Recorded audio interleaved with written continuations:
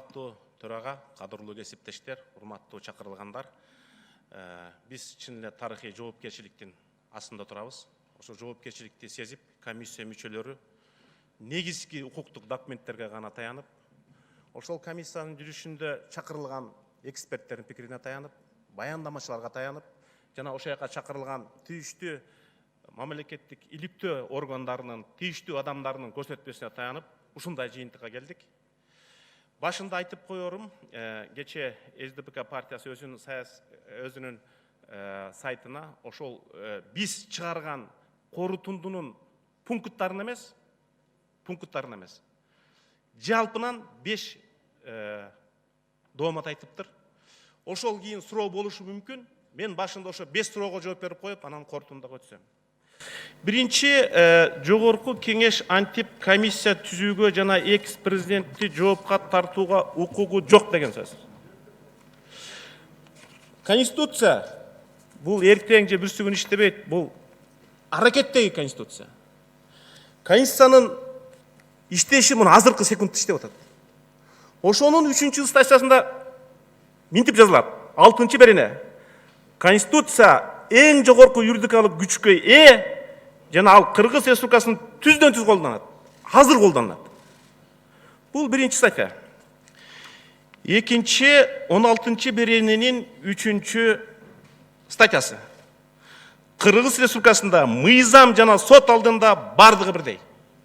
Биз экс-президентти катардагы адамдардын катарына теңелди атабыз. Биз ага күнөө койгон жокпуз. Бул биринчи күнөө. Ал жерде мыйзамсыз конституция бузулду дегенге таптакыр негиз жок. Мен комиссиянын төрагасы катары сиздердин алдыңыздарда Кыргыз элинин астында, тарыхтын астында жооп бере алам. Экинчи жагдай. Эгерде экс-президентти жоопка тартуу боюнча мыйзам жок болгондо, Конституциялык палатанын 2018-жылдын 13 октябрында ал толук аныкталган. Мыйзамдык процедура кантип иштеп аткан президентти, экс-президентти жоопко тартыш керек деген. СДПК партиясы экинчи күнөөнү коюп атат. Бул токтом нормативдик документ бирдиктүү нормативдик реестрге кириш керек деп. Жок. Нормативдик документтерге ылайык жумушчу топтун түзүлүшү же болбосо кече бир жигит министр болуп дайындалды. Кадрдык маселе укуктук нормативдик документ болуп эсептелбейт. Жогорку кеңештин комиссия түзүү жөнүндөгү токтому бул иштеп жаткан укуктук нормативдик документтерди өзгөртпөйт. Жогорку кеңештин кайсы токтому нормативдик укуктук документ болуп эсептелет. Эгерде биздеги иштеп жаткан укуктук ченемдик актыларды өзгөртсөк, ошол реестрге кириш керек. Үчүнчү жүйө 4 адам комиссиянын мүчөсү, депутат Иманалиев, депутат Кожобек Рыспаев, депутат Канат Исаев, депутат Мамытов кирбеш керек эле. Биякта кызыкчылыктардын конфликтisi бар деп. Регламентти ачыңыздар, 1-чи статьяда жүрөт. Жеке кызыкчылыктар деген эмне? Мен гана эмес, ушул жерде отурган депутаттардын кимдир бирөөнүн сөз болуп жаткан адам жөнүндө, Атамбаев жөнүндө жеке буюмдук талаш тартышы болсо, акциясы болсо, материалдык талаш тартышы болсо, ошол тараптардын кызыкчылыктардын конфликтisi деп аталат. Мен комиссиянын бардык мүчөлөрүнөн сурадым. Силер Атамбаев менен бир жерде мүлк бөлүшкөн, акча бөлүшкөн, акция бөлүшкөн жериңер барбы десем жок деди. Демек, кызыкчылыктардын конфликтisi жок. Регламентке ылайык. 4-чү жагдай, муну саясатчылар да айтып атышат, өтө тездик менен иштеди. Экеле жумада иммунитетти алып коебу деген. Бул боюнча да мен катуу ойлондум. 10 жыл космоско даярданып, космонавт болгон адам жерге түшкөндө скафандрын алыш үчүн 1 мүнөт керек экен. Биз саясий космосто жүргөн, эми эң бийик кызмат саясатта бул президентта. Саясий космонавттын жерге түшкөндөгү скафандрын алыш үчүн 2 жума кетет экен. Саясий космонавттын А тиги космонавттар дүйнөнү багындырды. Эгерде биз 2 ай иштесек эмне болот эле? Ушул эле саясатчылар бизди сындамак. Эмнеге созуп туруп алышты? Булар Атамбаевди колдоп атат деп сындамашат. Өзү биз айып койгон жокпуз. Демилгелүү топтун катындагы 9 эпизодко ушу шектенүүгө негиз бар же жок деген гана баа беришибиз керек. Себеби биздин ыйгарым укук регламенттеги атайын жободо өтө чектелген. Биз парламенттик иликтөөгө да акыбыз жок. Аны айыпты негиз барбы? Аны укук коргоо органдары чечет. 5-чи жүйөнү кабыл алам. СДПК фракциясы айтты, Атамбаевди чакырса болмок деп. Биз юристтер менен кеңештик, кулактандыруу бердик. Кызыктар тараптын баарына эшик ачык деп. Бүт журналисттер келди, 7-чи каналда келди. Юристи келсе болмок. Бирок келбей калыптыр. Бирок кеч эмес. Себеби жогорку кеңеш карап, анан кийин генералдык прокуратура тийиштүү чечимин берсе, ушул жерде биз ушун добуш беребиз, 80 добуш. Мен суранам, калыстык болуш үчүн, акыйкаттык болуш үчүн бул жерге Алмаз Шаршенович Атамбаев чыгарышыбыз керек. Бул жүйөңүздөрдү кабыл алам. Бирок мен дагы бир нерсени суранам. Ушул маселенин башында турган 2016-жылы баштаган Өмүрбек Чиркешев Текебаевди чыгарышыбыз керек. Калыстык болсун. Американын тарыхында парламенттик иликтөө болгондо мамлекет үчүн керектүү болсо, түрмөдөгү адам да келип көрсөтмө берүүгө даяр. Туурабы? Эми бул шериктеш мамлекеттин тарыхында биринчи болуп жаткандыгына байланыштуу биз 20 өлкөнүн тажрыйбасын иликтедик. 20 өлкөнүн президенти жоопко тартылыптыр. Бирок парламенттик комиссия 3 өлкөдө шайланыптыр. Эгерде экс-президенттин кылмышына шек бар десе, Качарянды аэропорттон карап келип отурсуз го. Текебаевди кармаган сыяктуу отурсуз койду. Биз сыяктуу комиссия түшкөн жок. Дүйнөдө экс-президентти жоопко тартууда эң оор процедура Кыргызстанда экен. 8 тосмодон өтүшүбүз керек экен. Адегенде кат демилгелүү топтун. Анан комитеттин корутундусу, анан жогорку кеңештин чечими, анан комиссиянын иши, анан 2 комитетте кароо, кайра жогорку кеңешке келүү, кайра генералдык прокуратурага баруу, кайра андан келип жогорку кеңеш карайт, кайра 2 комитет карайт, кайранан добуш коебуз. 8 статьяда. Берде биз менен Иса Афсанович болуп, Иса Шешенович болуп депутат болуп иштедик эле 2005, 2006, 2007. Түшкө чейин закон кабыл алып, түштөн кийин спикер болуп, кол коюп, кечинде президент жарыкка чыгарчы. Эртең мененки закон кечте иштечи. Биз ошо мыйзамдар менен жашап атабыз. Азыр сиздер калган процедура скафандрды чечиш үчүн 2 жума керек экен. А иликтөө ишин укук коргоондар ишет. 6 айбы, 1 жылбы, 2 жылбы. Биз болгону ошо саясий космонавтты жерге түшүрүп, скафандрын чечип, кадимки 6.400.000 граждандар сыяктуу шектүү болсо чакырууга негиз бар деп атабыз. Биз күнөө койгон жокпуз. Күнөөнү укук коргоо органдары гана кое алат. Ошол айтып коеюн деген сөзүм ушундай. Эми корутундага келгенде биз 5 укуктук нормативдик акттарды жетекке алдык. Биринчиси эң бийик документ Кыргыз Республикасынын конституциясы.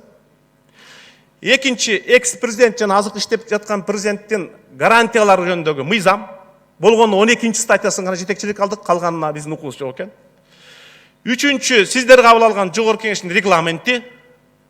Төртүнчү атайын комиссия жөнүндө жобо. Бешинчи демилгелүү топ демилге кылган, кол койгон кат. Биз мага суроо берсеңиздер, ушу 5 документтин тегерегинде гана суроо бере аласыздар. Калганын бары анда биз укуктук талаадан чыгып саясат болуп кетет. Ошо демилгелүү топтун катын иликтеп, бизге 7 күн бергенсиздер.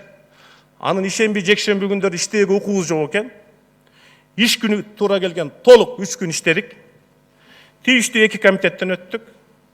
Биздин 4 отурумга тең бүт журналисттер, бүт кызыктар тараптар, баяндамачылар, эксперттер катышты. 12 депутаттын 11 тең катышты, бирөө катыша алган жок. Бир пикирден 11 тең кол койду. Ошол 11 депутат кол койгон корутундуну окуп берүүгө уруксат бериңиздер. Кыргыз Республикасынын экс-президенти Атамбаевка каршы күнөө коюу маселеси боюнча корутунду берүү үчүн Кыргыз Республикасынын Жогорку Кеңешинин атайын убактылуу комиссиясынын корутундусу, Кыргыз Республикасынын президентинин ишмердигинин кепилдиктери жана Кыргыз Республикасынын экс-президентинин статусу жөнүндө Кыргыз Республикасынын мыйзамынын 12 беренесине ылайык Кыргыз Республикасынын Жогорку Кеңешинин депутаттар тобу тарабынан 40 депутаттан ашык тобу Кыргыз Республикасынын экс-президенти Атамбаевди статустан ажыратуу үчүн ага каршы күнөө коюу жөнүндө маселе демилгеленген. Кыргыз Республикасынын Жогорку Кеңешинин 2019 жылдын 13 июнундагы номер 3122/7 токтому менен Кыргыз Республикасынын экс-президенти Атамбаевга каршы күнөө коюу маселеси боюнча корутунду берүү үчүн Кыргыз Республикасынын Жогорку Кеңешинин атайын убактылуу комиссиясы түзүлгөн. Кыргыз Республикасынын экс-президенти Атамбаев тарабынан өзгөчө оор кылмыш жасагандыгына шектенүү үчүн негиздердин бар экендигине депутаттар тобу демилгелген иликтеп чыгып, төмөндөгүлөрдү белгилейт. Биринчиден, демилгелүү топтун күнөөлөөсүндө Атамбаев Кыргыз Республикасынын президенти болуп туруп, бийликтин бардык бутактарын өзүнүн кызыкчылыгына пайдалануу менен уюшкан кылмыштуу топ түзгөндүгү, Кыргыз Республикасынын Жогорку Кеңешинин депутаттарын, судьялардын, коомдук ишмерлердин, ошондой эле журналисттердин, жалпыга массалык маалымат каражаттары өкүлдөрүнүн анын режимине каршы чыгышкандыгы үчүн куугунтукка алып, репрессия туш кылгандыгы көрсөтүлгөн. Бул каттагы текст. Комиссия ушул шектүү эпизод боюнча карап чыгып, бир катар жарандардын билдирүүлөрүн укту. Алар Саргулов, Калматов, Талгарбеков, Асанов, Гусев, Кадыров, Аргынбаев жана журналист Нарынаевдин чыгып сүйлөгөн сөздөр угулду. Алар экс-президент Атамбаев элеген кызмат адамынын статусунан пайдаланып, бийликти узурпациялап алгандыгына байланыштуу Кыргыз Республикасынын президенти Атамбаевдин дарегине сын айткандардын сөз эркиндигин чектөө максатында акыйкат соттун ишине кийлигишкендигин тастыктаган факттардын бар экендигин билдиришкен. Комиссиянын жыйынында Жаран Талгарбеков өзүнүн сүйлөгөн сөзүндө ал СИЗОдо отурганда тергөө процессинде тергөөчүнүн сөзү президент Атамбаевден жазуу жүзүндө кечирим суроону. Ага ылайык, ага карата жазык артынан түшүү токтоосуз токтоло тургандыгын айтып билдирген. Бул ушак айың эмес, бул фейк эмес. Талгарбеков документ түрүндө бизге тапшырып атат. Ишениш керекпи? Жаран Калматов өзүнүн сөзүндө Калматовдун анын аракеттеринде кандайдыр бир кылмыштын курамы жок экендигин жана жазыктык жактан артынан түшүндө токтоотун зарылдыгы тууралуу тергөөчүгө кайрылганда, тергөөчүнүн сөзү ак үйдөн түшкөн буйрукту аргасынан аткарып жаткандыгын жана аны көмүскөдө Кыргыз Республикасынын экс-президенти Атамбаев айтып жаткандыгын билдирген. Ишениш керекпи? Экс-президент, экс-депутатка 2 жыл түрмөгө отуруп чыккан. Жаранбек Турасанов бу да түрмөгө отуруп чыккан. Чотоновду жана Жогорку Кеңештин депутаттары Текебаевди, Шыкмаматовду жазыктык артынан түшүү тууралуу жана адилет соткандары кийлигишүү жөнүндөгү экс-президент Атамбаев тарабынан жеке көрсөтмө бергендиги боюнча факты бар экендигин далилдеген. Төртүнчү, Жаран Тулеев арызында Кыргыз Республикасынын президентинин кызматына шайлоо кампаниясына катышуу үчүн Атамбаев тарабынан 500 000 АКШ доллары суммасында акча каражаттарын кайрып берүү талабы үчүн жазыктык жактан артына түшүүгө туш келгендигин. Бул Кыргыз Республикасынын президентинин айрым укуктарын аткаруунун баштапкы мөөнөтүндө мультмиллионер катары анын акча каражаттарынын жоктугу тууралуу фактыны тастыктай тургандыгын кат жүзүндө тапшырды. Аны канчалык түрдө далилдей алат? Укук коргоо органдары далилдейт. Муну биз далилдөө комиссиянын милдети эмес. Бешинчи, журналист Нарынаев өзүнүн сөзүндө журналисттик ишмердигинин жүзөгө ашырууда Кыргыз Республикасынын конституциясына жана мыйзамдарына карама каршы келген Кыргыз Республикасынын президенти Атамбаевдин ишмердиги жөнүндө маалыматты бир нече рет чагылгандыгын билдирген. Ушуга байланыштуу Заноза интернет басылмасынын журналисттердин сөз эркиндигин укугун чектөө максатында Кыргыз Республикасынын башкы прокурору Жолдубаева тарабынан президентти Атамбаевдин Кадыр Баркындын ар намысын коргоо боюнча жалпы суммасы 27 миллион сом, Нарын Айыпка 9 миллион сом, Дина Масловага 3 миллион сом, Заноза интернет сайтына 15 миллион сом доону Ген прокуратура демилгелеген. Салыштырып көрсөңүздөр, Кыргызстанда адам өлтүрүп 500 миң сом штраф менен кутулуп кетсең болот. Башкача айтканда, Нарын Айып президентти сындагандан көрө 30 адамды өлтүрсө арзаныраак болмок экен да. Ошол правосудиянын чечимиби? Аны төлөө боюнча Заноза интернет басылмасы сыяктуу эле анын уюштуруучусу Нарын Айып жана Дина Маслова тарабынан финансылык мүмкүнчүлүктөрү жок болгон. Ошондой эле доочунун талаптарын аткарууда азайтуу жагына суранганда мен анча акчам жок, төлөп бере албайм десе болбой, сот ошончону мойнуна илген. Бул бир эле факт эмес, 10 факты болгон. 1-сентябрь Санаритик телеканалы жабылган. Укук коргоочу Кара Сартова миллион сом жазып, соттун чыккан чечимдери. Азаттык 10 миллион сом өлчөмүнө доо коюлган. Заноза 3 миллион, Маслова 3 миллион, Дайыр Орунбеков 2 миллион, журналист Адыр Турдукулов 50 миң сом, Адилет укук клиникасынын жетекчиси Чолпон Жакупова карата 3 миллион сом, Атамекен партиясынын юристтери Канат Азиз менен Талайкул Токтокунова 10 миллион сом. Бүгүн комиссиянын атына Адилет укуктук клиникасынын жетекчиси Чолпон Жакупова дагы атайын материалдар келип түштү. Биз комиссияны караганга жетишкен жокпуз, аны генералдык прокуратурага жиберебиз. Биринчи маселе боюнча комиссия бул айтылган эпизодто шектенүүгө негиз бар деп эсептейт. Анткени Кыргыз Республикасынын экс-президенттин аракеттеринде Кыргыз Республикасынын жазык кодексинин 317 беренесинин 2 бөлүгүндө жана 304 беренесинин 4 бөлүгүндө каралган кылмыштардын курамы бар экендиги далилденет. Башкача айтканда, мурунку кылмыш кодекси боюнча бул өтө оор кылмыш. Биздин комиссияда бир талаш тартыш маселе болду.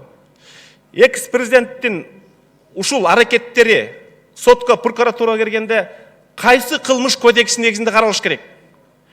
Юристтер айтты, азыркы кылмыш кодексинин негизинде каралыш керек дейт. Бир тарап айтты, эски кылмыш кодексинин негизинде каралыш керек дейт. Биз мындай жыйынтыкка келдик, аны генералдык прокурор сот чечсин. Бирок, урматтуу депутаттар, анда мындай логика болбойбу? Президент болуп турганда бүт кылмыштын баарын кыла берсин, анан кетеринде жаңы кодексти алып коюп, анын баары кылмыш болбой калат да. Башка адамдарды билбейм. Бирок президентке кылмыш иши козголгондо ошол доордогу мыйзам кодекс иштеш керек. Бул юриспруденциянын эң адилеттүүлүк принциби. Балким сот чечим чыгарарда гумандуулук принцибинин негизинде эски кодекс боюнча айыптуу коюп, мүмкүн жаңы кодекс боюнча жеңилдетиши мүмкүн. Муну соттун профессионалдуулугуна, акыйкаттуулугуна жараша. Экинчи жагдай, демилгелүү топтун күнөө коюсунда Кыргыз Республикасынын премьер-министринин кызмат ордунда турганда Атамбаев өзүнүн кызматтык абалынан пайдаланып, Россия Федерациясынын 123 жаранына ок атуучу куралдарды тапшырган. Курал республиканын өнүгүүсүнө зор салым кошкондугу үчүн жарандарга берилиши мүмкүн эле. Бирок ушул адамдардын 99% Кыргызстанда болушкан эмес. Анын калса алардын арасында уюшкан кылмыштуу топтун өкүлдөрү болгондугу көрсөтүлгөн. Бул демилгелүү топтун каты. Комиссия иликтеп чыгып, биз экс-президенттин статусу жөнүндөгү мыйзамдын 12 беренесинде комиссия экс-президенттин премьер-министр болуп тургандагы аракеттерин карай албайт. Демек, комиссиянын жыйынтыгы боюнча бул жагдай боюнча шектүүгө негизсиз деп эсептейт. Жана бул комиссиянын предмети эмес. Үчүнчү маселе, Кой Таш айылындагы Атамбаевдин үйү жайгашкан жер участогу Кыргыз Республикасынын мыйзамдарынын белгилеген мөөнөттөрдү жана шарттарды сактабай туруп алынгандыгы тууралуу маалымат көрсөтүлгөн. Муну толук иликтеп чыгып, комиссия жогоруда көрсөтүлгөн күнөөсү боюнча укук коргоо органдары тарабынан текшерүүгө тийиштүү деп эсептейт. жана аны шектенүүгө негиздери бар экені жөнүндө тыянакка келди. Себеби экс-президенттин аракеттеринде Кыргыз Республикасынын жазы кылмыш кодексинин 183 беренесинин 3 бөлүгүндө жана 303 беренесинде каралган кылмыштардын курамынын белгилери бар. Башкача айтканда, эски кылмыш кодекси боюнча бул өтө оор кылмыштардын катарына кирет. Төртүнчү маселе. Демилгелүү топтун кайрылуусунда мындай деп айтылат. Атамбаевдин түздөн түз көзөмөлүндө, жетекчилигинде жана тапшырмасы боюнча Батукаевдин мыйзамсыз бошотуу уюштурган. Бул иш коррупциясыз жана мыйзамсыз, сый акы алуусуз болбогон деп ойлойбуз деп. Комиссия бир пикирде, бул коомдо чоң резонанс жараткан окуя. Бул боюнча генералдар, министрлер жоопко тартылып атат. Мындай маселе мурдагы президенттин кийлигүүсүз, макулдашуусуз ишке ашырысы күмөн, айыптуу дебейбиз, шектүү деп эсептейбиз. Жана укук коргоо органдарынын айтымына караганда, экс-президент Атамбаевдин катыштыгы мүмкүн экендигин далилдеген фактылар бар. Бирок алар иликтей албайт. Себеби иммунитети бар. Биз иммунитет алсак, булар андан ары иликтей алат. Буну талашып тартуунун биякта негизчи деп ойлойм. Бешинчи, демилгелүү топтун күнөөсүндө Кыргыз Республикасынын өкмөтүнүн 2011 жылдын 1 августундагы 438 токтому менен Чүй областындагы Аламидин районунун Байтык айыл өкмөтүнөн жалпы 35 гектар 65 сотук болгон жер участогу айыл чарба багытындагы жерлер категориясынан калктуу конуштардын жерлери категориясына катте шаарчасын курууга өткөрүлгөндүгү көрсөтүлгөн. Комиссиянын чечими. Күнөө коюунун ушул пункту Кыргыз Республикасынын экс-президенти Атамбаев премьер-министрдин кызматын ордун ээлеп турган мезгилге тийиштүү. Ушуга боюнча экс-президентке күнөө коюуга предмет боло албайт. Катта көрсөтүлгөн жагдай негизсиз деп эсептейт. Бирок ушундай эле катка коюлгондугу үчүн Игорь Витальевич Чудинов кылмыш жоопкерчилигине тартылып парламенттен кеткен. Экөө бири-бирине окшош.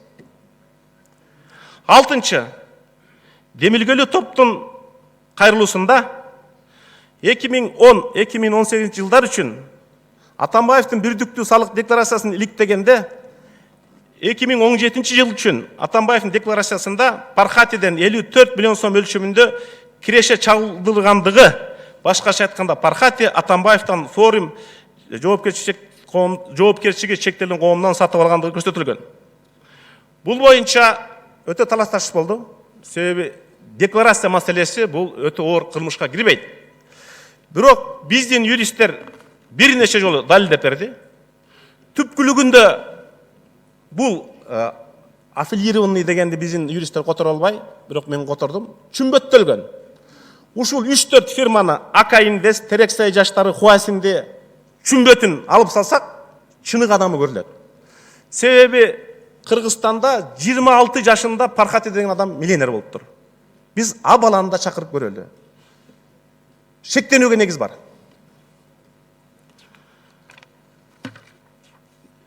Ушул форум ишканасы Пархати сатып алгандан кийин 1 жылда 138 миң салык төлөйт экен.